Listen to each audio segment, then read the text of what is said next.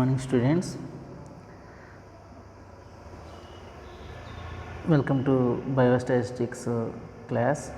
In this session, we are discussed about the mode and standard deviation topics.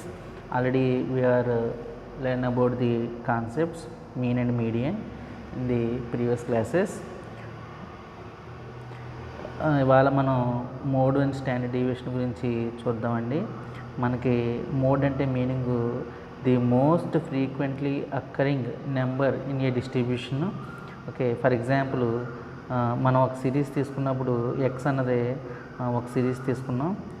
ఒక series తీసుకుంటే మనకి ఇక్కడ చూడండి, ఎక్కువసార్లు రిపీట్ అయిన ఐటెంని మనం ఏం తీసుకుంటాం అంటే మోడ్ కింద ట్రీట్ చేసుకుంటామండి. Okay, most frequently occurring number in a distribution అని తీసుకుంటాం. ఓకే, ఇక్కడ ఎక్స్ అంటే చూడండి 1 2 7 4 7 7 8 10 అన్నది తీసుకున్నాం. ఇందులో ఎక్కువసార్లు ఏది రిపీట్ అయిందండి? 7 అన్నది ఎక్కువసార్లు రిపీట్ అయింది కాబట్టి 7ని మోడ్ కింద మనం ట్రీట్ చేసుకుంటాం అండి. Okay, next possible to have no modes or more than one mode. Okay, ఒక మోడ్ ఉంటే దాన్ని యూని మోడల్ అంటారండి. ఇదే డిస్ట్రిబ్యూషన్లో 8 కూడా రిపీట్ అయి ఉంటే 7 8 అనేవి ఈక్వల్గా రిపీట్ అయ్యి ఉంటే 8ని బై మోడల్ అంటామండి. ఓకే, 2 మోడ్లు ఉంటే దాన్ని బై మోడల్ అంటాం. మోర్ దాన్ 2 మోడ్స్ ఉంటే దాన్ని మల్టీ మోడల్ అని మనం తీసుకుంటామండి. ఓకే, నెక్స్ట్ చూడండి, possible to have no modes or more than unimodal, bimodal or multimodal అని మనం ట్రీట్ చేసుకుంటామండి. Okay, next merits of mode. Mode merits ఒకసారి చూడండి. It is easy to calculate and in some cases it can be located Mir inspection. మోడ్ని calculate చేయడం easy అండి. Inspection method ద్వారా మాత్రమే మనం మోడ్ని ఫైండ్ అవుట్ చేస్తామండి. Mode is not at all affected by extreme values. Okay, ఇక్కడ extreme values అంటే చూడండి అమ్మా, ఎక్స్ట్రీమ్ వాల్యూస్ అంటే ఇక్కడ మీనింగు చిన్న చూడండి. ఎక్స్ట్రీమ్ వాల్యూస్ అంటే ఫర్ ఎగ్జాంపుల్ 0 to 10, 10 to 20 ఉంది. 0 to 10 అంటే మీనింగ్ ఏంటి? 10 బిలో, 0 నుంచి 10 బిలో. ఓకే, 10 బిలో అంటే ఎంత? 9 వరకు ఉంటుంది. ఇప్పుడు 9కి 10కి మధ్యలో వాల్యూస్ ఉంటాయి కాబట్టి వాటిని ఎక్స్ట్రీమ్ వాల్యూస్ అని మనం తీసుకుంటామండి. Okay, next it is usually an actual value of an important part of the series. In some circumstances it is the best representative of the data. మోడ్ని డేటాకి బెస్ట్ రిప్రజెంటేటివ్ కింద మనం తీసుకుంటామండి. ఓకే, మోడ్ యొక్క demerits ఏంటంటే it is not based on all the observations. అన్ని observations మీద depend అయ్యే అవసరం అయితే లేదు. ఓకే, మోడ్ ఫైండ్ అవుట్ చేయడానికి అన్ని అబ్జర్వేషన్స్ అవసరం లేదు. ఉన్న అబ్జర్వేషన్స్లో ఎక్కువసార్లు ఏదైతే అబ్జర్వేషన్ రిపీట్ అయిందో దాన్ని మోడ్ కింద తీసుకుంటాం. Okay, next it is not capable of further mathematical treatment. Okay, further mathematical treatment అంటే ఇక్కడ meaning addition, plus minus, multiplication, into, divisibility. Okay, వీటిని మ్యాథమెటికల్ ట్రీట్మెంట్స్ అంటారండి. ఓకే, ఫర్దర్ మ్యాథమెటికల్ ట్రీట్మెంట్స్ ఏంటంటే ఒక సిరీస్ డేటా ఉన్నప్పుడు, ఇందాక ఆల్రెడీ మనం చూసాం కదండి, ఒక సిరీస్ డేటాని చూసాం. ఒక సిరీస్ డేటా ఉన్నప్పుడు అందులో అబ్జర్వేషన్స్ని యాడ్ చేయాలన్నా, సబ్ట్రాక్ట్ చేయాలన్నా, మల్టిప్లికేషన్ చేయాలన్నా, డివిజిబుల్ చేయాలన్నా మనకి అలా చేస్తే మోడ్ అన్నది మారిపోతూ ఉంటుందండి. కాబట్టి ఫర్దర్ మ్యాథమెటికల్ ట్రీట్మెంట్కి మోడ్ అన్నది సూట్ అవ్వదు. మీన్ అన్నది సూట్ అవుతుందండి. అర్థమెటిక్ మీన్ సూట్ అవుతుంది. ఓకే, యాడ్ చేసినా, సబ్ట్రాక్ట్ చేసినా, మల్టిప్లై చేసినా, ఫర్దర్గా మనం ఏం చేసినా డేటా అన్నది మారదు కాబట్టి మనకి సూట్ అవుతుందండి. మోడ్ క్యాలిక్యులేట్ చేసేటప్పుడు మాత్రం ఫర్దర్ మ్యాథమెటికల్ ట్రీట్మెంట్ అన్నది సూట్ అవ్వదండి. Okay, next mode is ill defined generally it is not possible to find mode in some cases. కొన్ని కేసెస్లో మోడ్ని మనం ఫైండ్ అవుట్ చేయడం కష్టం అవుతుందండి. ఓకే, ఆల్రెడీ మీరు ఇందాక ఒకటి మాట చెప్పాను, గుర్తుందో లేదో మీకు ఒకసారి చూసుకోండి. ఒక మోడ్ ఉంటే దాన్ని ఏమంటారు, యూని మోడల్ అంటారన్నా. 2 మోడ్లు ఉంటే దాన్ని బై మోడల్ అంటారన్నా. ఓకే, మోర్ దాన్ 2 మోడ్స్ ఉంటే దాన్ని మల్టీ మోడల్ అంటామండి. మల్టీ మోడల్ అని మనం చెప్పుకున్నామండి. ఓకే, అయితే మోర్ దాన్ 2 మోడ్స్ ఉన్న ప్రతిదాన్ని ఇల్ డిఫైన్డ్ అనే అంటామండి. ఓకే, ఎక్కడైనా ఒక మోడే ఉంటుందండి. మోడల్ క్లాస్ అనేది ఒకటే ఉంటుందండి. మోర్ దాన్ 1 మోడల్ క్లాస్ని మనం ఎక్కడ చెప్పమండి. కాబట్టి కొన్ని సందర్భాల్లో మోడ్ని ఏమంటామంటే ఇల్ డిఫైన్డ్ అని అంటాం. ఇల్ డిఫైన్డ్ అంటాం. Okay, next, as compared with mean mode is affected to a great extent by sampling fluctuations. Okay, sampling fluctuations. Okay, ఫర్దర్గా శాంప్లింగ్ ఫ్లక్చువేషన్స్ ఏమైనా వచ్చినప్పుడు కూడా మోడ్ని మనం తీసుకుంటామండి. గ్రేట్ ఎక్స్టెంట్ కింద మనం తీసుకోవడం జరుగుతుందండి. Next, it is unsuitable in some cases. It is unsuitable in some cases where relative importance of items has to be considered. Relative importance has to be considered అనేది కొన్ని కేసెస్లో రిలేటివ్ ఇంపార్టెన్స్ అంటే Meyer importance అనేది ఇస్తామండి. ఎక్కువ importance అనేది మోడ్కి ఇవ్వడం జరగదు. ఓకే, ఇదండి. నెక్స్ట్, మోడ్కి సంబంధించిన చిన్న ప్రాబ్లమ్స్ చూద్దామండి. Calculate mode for the following data. ఇక్కడ డేటా ఇచ్చారు చూడండి, అబ్జర్వ్ చేయండి. డేటా అంటే ఒకసారి చూసుకోండి. 15, 23, 29, 17, 32, 32, 25, 29, 20, 35. ఏ డేటా ఇచ్చినా ఫస్ట్ దాన్ని ఏం చేసుకోవాలి, అసెండింగ్ ఆర్డర్లో పెట్టుకోవాలండి. ఏ డేటా ఇచ్చినా ఫస్ట్ దాన్ని ఏం చేసుకోవాలి, అసెండింగ్ ఆర్డర్లో మనం పెట్టుకుంటామండి. ఇచ్చిన డేటాని అసెండింగ్ ఆర్డర్లో పెట్టాం. అసెండింగ్ ఆర్డర్లో పెడితే ఒకసారి అబ్జర్వ్ చేయండి. ఇక్కడ 15, 17, 20, 25, 29, 29, 32, 32, 32, 35. ఇక్కడ 32 అనేది ఎన్నిసార్లు రిపీట్ అయింది, 3 టైమ్స్ రిపీట్ అయింది. 3 టైమ్స్ రిపీట్ అయింది కాబట్టి మోడ్ని ఏమంటామండి, 32 అన్నది మోడల్ వాల్యూ అవుతుంది. అంటే మిగతా వాల్యూస్ అన్నిటికీ 32 అనేది ఏమవుతుంది, మోడల్ వాల్యూ అవుతుందండి. Okay, for example A marks అనుకోండి. ఇవే మార్క్స్, ఒక సబ్జెక్ట్లో వచ్చిన మార్క్స్. ఇందులో హైయెస్ట్ మార్క్స్ ఎవరికి వచ్చాయి, 32 అనేది ఎక్కువ మందికి వచ్చింది కాబట్టి 32 మార్క్స్ అన్నవి ఏమవుతాయి, మోడల్ మార్క్స్ అవుతాయండి. ఓకే, మోడల్ మార్క్స్ అవుతాయని చెప్తామండి. ఓకే, మోడ్ని జెడ్తో డినోట్ చేసుకుంటామండి. మీడియన్ అయితే ఎంతో డినోట్ చేసుకుంటాం. మీన్ని ఎక్స్ బార్ తోటి డినోట్ చేసుకోవడం జరుగుతుందండి. నోటేషన్స్ అనేవి జాగ్రత్తగా మీరు గుర్తుపెట్టుకోండి. ఇది ఏ సిరీస్ అండి, ఇండివిజువల్ సిరీస్ అండి. ఇది ఏ సిరీస్, ఇండివిజువల్ సిరీస్ అండి. నెక్స్ట్, డిస్క్రీట్ సిరీస్ అన్నది చూద్దామండి. డిస్క్రీట్ సిరీస్లో మనకి ఎలా ఉంటుంది, data X values F values కింద ఉంటాయండి. 5, 10, 15, 20, 25 ఉన్నది ఎక్స్ వాల్యూస్. 2, 8, 20, 7, 3 అన్నవి ఎఫ్ వాల్యూస్. మోడ్ జెడ్లో ఇక్కడ డిస్క్రీట్ సిరీస్లో మోడ్ అంటే మీనింగ్ హైయెస్ట్ ఫ్రీక్వెన్సీ అండి. ఇండివిజువల్ సిరీస్లో మోడ్ అంటే ఏం చెప్పాం, మోస్ట్ ఫ్రీక్వెంట్లీ ఐటమ్ అని చెప్పాం. ఇక్కడ మోడ్ అంటే ఏంటండి, హైయెస్ట్ ఫ్రీక్వెన్సీ. హైయెస్ట్ ఫ్రీక్వెన్సీ దేనికైతే ఉందో దాన్ని మనం మోడ్ కింద చెప్పుకుంటామండి. అయితే మీరు గుర్తుపెట్టుకోండి, మీకు ఇక్కడ చెప్పే ప్రాబ్లమ్స్ ఎగ్జాంపుల్ ప్రాబ్లమ్స్ అండి. మీకు ఇచ్చిన హ్యాండ్ బుక్ ఏదైతే ఉందో ఆ మెటీరియల్లో ఉన్న ప్రాబ్లమ్స్ని మీరు సాల్వ్ చేసుకోవాలండి. మిగతా ప్రాబ్లమ్స్ అన్నీ మీరు ఈ ప్రాబ్లమ్స్ని బట్టి వాటిని మీరు ఇంటి దగ్గర చేసుకోవాలండి. ఓకే, ఇక్కడ చూడండి, హైయెస్ట్ ఫ్రీక్వెన్సీ ఎంతండి, 20 హైయెస్ట్ ఫ్రీక్వెన్సీ. ఓకే, 20 అన్నది హైయెస్ట్ ఫ్రీక్వెన్సీ. 20కి ఎదురుగుండా ఎంత ఉందండి, 15 అన్నది ఉంది. కాబట్టి 15 అన్నది ఏమవుతుంది, మోడ్ అవుతుందండి. ఓకే, నెక్స్ట్, కంటిన్యూస్ సిరీస్ చూద్దామండి. కంటిన్యూస్ సిరీస్లో క్లాస్ ఇంటర్వెల్స్ ఫ్రీక్వెన్సీ ఉంటాయి, క్లాసెస్ ఉంటాయండి. 0 to 10, 10 to 20, 20 to 30, 30 to 40, 40 to 50 అనేవి క్లాస్ ఇంటర్వెల్స్ అంటారండి వాటిని. 0 ఏమో లోయర్ లిమిట్, 10 ఏమో అప్పర్ లిమిట్. ఓకే, అలాగే ప్రతి క్లాస్ ఇంటర్వెల్కి విత్ ఎంత ఉందండి, 10 ఉంది డిఫరెన్స్. 10 ఉంది చూసుకోండి. 0కి 10కి ఎంత ఉంటుంది డిఫరెన్స్, 10. 10 to 20కి ఎంత ఉంటుంది డిఫరెన్స్, 10. ఓకే, ఫ్రీక్వెన్సీస్ ఇచ్చాడు. మోడ్ కంటిన్యూస్ సిరీస్లో మోడ్ క్యాలిక్యులేట్ చేయడానికి ఫార్ములా ఏంటంటే L + F1 - F0 / 2f1 minus f0 minus f2 into C. Okay, ఇది ఫార్ములా అండి.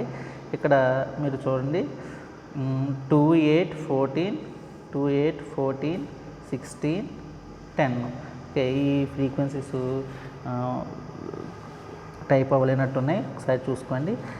చూడండి ఇక్కడ ఫస్ట్ ఏం చేస్తామంటే ఎల్ హైయెస్ట్ ఫ్రీక్వెన్సీ ఎంత ఉందో చూడండి. హైయెస్ట్ ఫ్రీక్వెన్సీ ఎంత ఉంది? 16 ఉంది. ఇందులో హైయెస్ట్ ఫ్రీక్వెన్సీ చూసుకోండి, 16 ఉంది. 16 ఏ క్లాస్లో ఇంటర్వల్స్లో ఉంది? 30 to 40 ఉంది. 30 to 40 ఉంది కాబట్టి 30 to 40 30 అనేది ఏమవుతుందంటే ఇక్కడ ఎల్ వాల్యూ అవుతుందండి. ఓకే, దానికి f1 వాల్యూ ఎంత అంటే 14.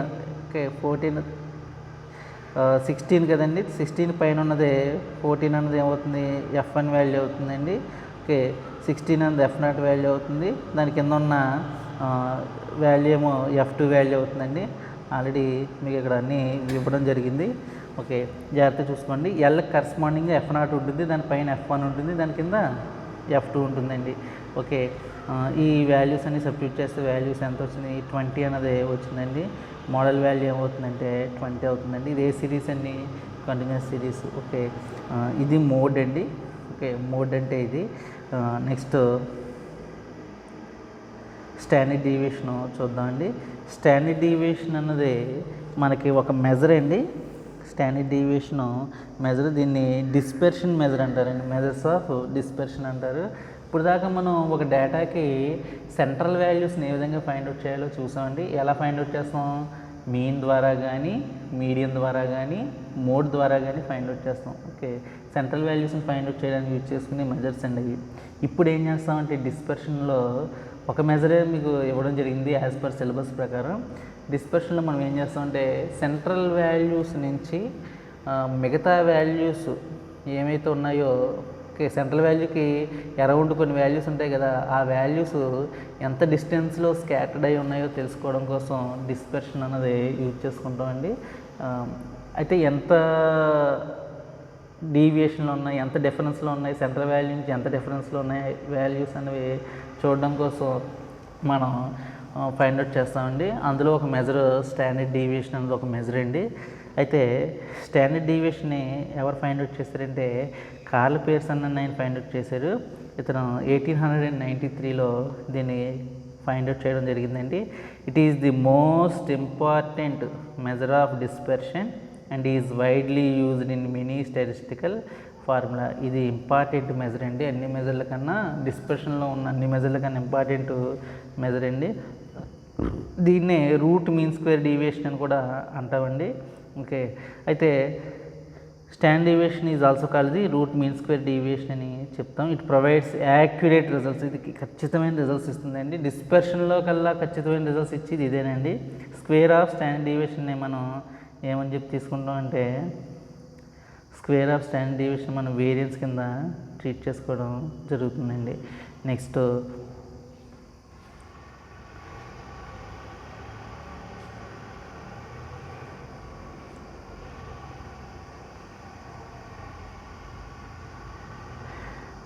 చూడండి ఫార్ములా, స్టాండర్డ్ డీవియేషన్ ఫార్ములా చూడండి. It is defined as the positive square root of the arithmetic mean of the square of the deviations of the given observations from their arithmetic mean. Standard deviation formula సిగ్మాతో denote చేసుకుంటామండి. Standard deviation సిగ్మాతో denote చేసుకుంటామండి. బ్రాకెట్లో ఉన్నది sigma అంటారండి. Sigma Greek లెటర్తో denote చేసుకుంటాం. Square root of సమిషన్ F D square by summation F minus summation F D by summation F whole square into C. ఇది ఫార్ములా అండి. ఓకే, ఇక్కడ ఎఫ్ అన్నది ఫ్రీక్వెన్సీ అండి. నెక్స్ట్ డి అంటే X minus A by C అన్నది deviation taken from the assumed mean value అని చెప్తాం. ఎఫ్ని సమ్ ఆఫ్ ది ఫ్రీక్వెన్సీస్ కింద చెప్తాం అండి. స్టాండర్డ్ డీవియేషన్ యొక్క ఫార్ములా అండి. నెక్స్ట్ స్టాండర్డ్ డీవియేషన్ యొక్క మెరిట్స్ ఒకసారి చూడండి. It is rigidly defined and it's value is always definite and based on all the observations and the actual sign of deviations are used. Okay, ఇది rigidly defined అంటే దృఢమైన definition కల measure అని అర్థమండి. Standard definition కల measure. దీనికి science of deviations అంటే positive sign వస్తుంది, లేదంటే నెగిటివ్ సైన్ వస్తుంది. ఫర్ ఎగ్జాంపుల్ మీన్ 30 అనుకోండి, 10 to 30 అంటే 10 - 30 ఎంత అవుతుంది? -20 అవుతుంది. అదే -20 అనేది ఏమవుతుంది? సైన్ ఆఫ్ డీవియేషన్ అవుతుందండి. ఓకే, సైన్ ఆఫ్ డీవియేషన్ అవుతుంది. మైనస్ ఏంటంటే పాజిటివ్ అయిపోతుందండి. ఎప్పుడైతే మనం స్క్వేర్ చేస్తామో అది పాజిటివ్ అవుతుంది. Okay, next as it is based on arithmetic mean. Standard deviation దేని మీద బేస్ అయి ఉంటుందండి? అర్థమెటిక్ మీన్ మీద బేస్ అయి ఉంటుంది. It has all the merits of arithmetic mean. Arithmetic మీన్కి ఏవైతే మెరిట్స్ ఉన్నాయో స్టాండర్డ్ డీవియేషన్స్ కూడా మ్యాక్సిమం మోస్ట్ ప్రాబబుల్ అయ్యే మెరిట్స్ ఉంటాయండి. Next, it is the most important and widely used measure of dispersion. ఇది స్టాండర్డ్ డీవియేషన్ అనేది చాలా చాలా ఇంపార్టెంట్ మెజర్ అండి, ఎక్కువగా యూజ్ చేసే మెజర్ అండి. Okay, next, it is less affected by the fluctuations of sampling and stable. Okay, ఇది sampling మీద లెస్ ఎఫెక్టెడ్గా ఉంటుందండి. బెస్ట్ మెజర్ అని చెప్పుకోవచ్చండి. It is the basis of measuring the coefficient of correlation. Sampling కూడా coefficient of correlation అంటే, coefficient of correlation అంటే meaning ఏంటంటే to find out the linear relationship between X and Y variables మధ్య రెండు different kinds of categories మధ్య మనం రిలేషన్షిప్ని find out చేయడం కోసం యూజ్ చేసే మెజర్ని కొరిలేషన్ అంటారండి. అలాంటి కొరిలేషన్ మెజర్ చేయడానికి కూడా స్టాండర్డ్ డీవియేషన్ అనేది యూజ్ చేసుకుంటామండి.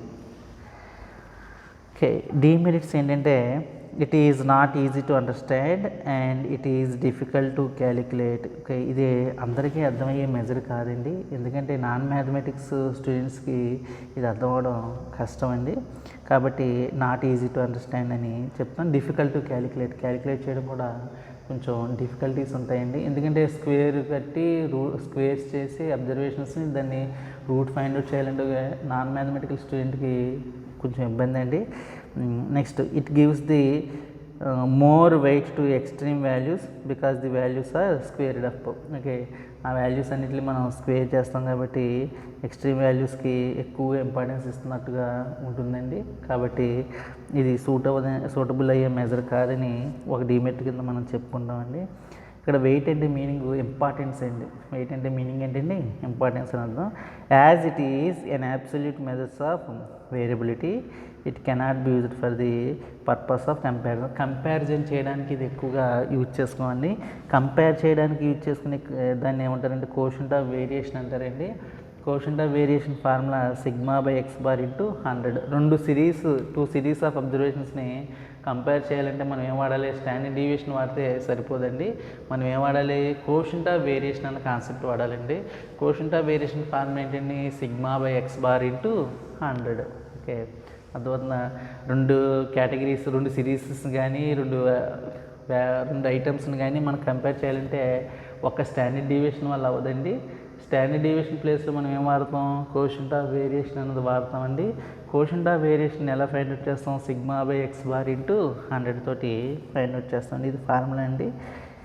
నెక్స్ట్, స్టాండర్డ్ డీవియేషన్ ఎలా క్యాలిక్యులేట్ చేయాలో చూద్దామండి. ఇక్కడ ఒక డేటా ఇచ్చారు, 2, 4, 6, 8, 10 అన్న డేటా ఇచ్చారండి. ఎక్స్, ఇక్కడ x² అండి. 2కి స్క్వేర్ ఎంత? 4, 4కి 16, 6కి 36, 8కి స్క్వేర్ ఎంత? 64, 10కి స్క్వేర్ ఎంత? 100. ఇక్కడ చూడండి, ఫార్ములా ఏంటంటే ఇది ఏ సిరీస్? Individual series. ఓన్లీ ఒక్క స్ట్రైప్లో ఉంది కాబట్టి డేటా ఇండివిజువల్ సిరీస్ డేటా అంటామండి. Sigma is equal to square root of summation x² by n minus summation x/n whole square అండి. ఇక్కడ చూడండి, ఇక్కడ n అంటే ఏమవుతుందంటే n అంటే చూడండి, n అంటే ఇక్కడ మీనింగ్ ఎన్ని ఉన్నాయి? 1, 2, 3, 4, 5 ఉన్నాయి. n is equal to 5 items అనమాట అండి. సమ్షన్ x² అంటే x² యొక్క ఎక్స్కి స్క్వేర్ చేసిన దాని యొక్క సమ్ ఎంత అండి? 220/5 minus 30/5 whole square. Okay, sigma is equal ఎంత వస్తుంది? 2.82 వచ్చిందండి. నెక్స్ట్ x బార్ అనేది ఫైండ్ అవుట్ చేసాం. x బార్ ఫార్ములా ఎంత అండి? సమ్షన్ x/n.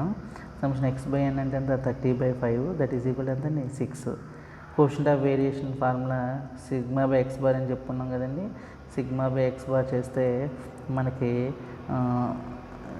ఇంత వచ్చింది 47 అన్నది వచ్చిందండి. దీన్ని కోషంట్ ఆఫ్ వేరియేషన్ అంటారు.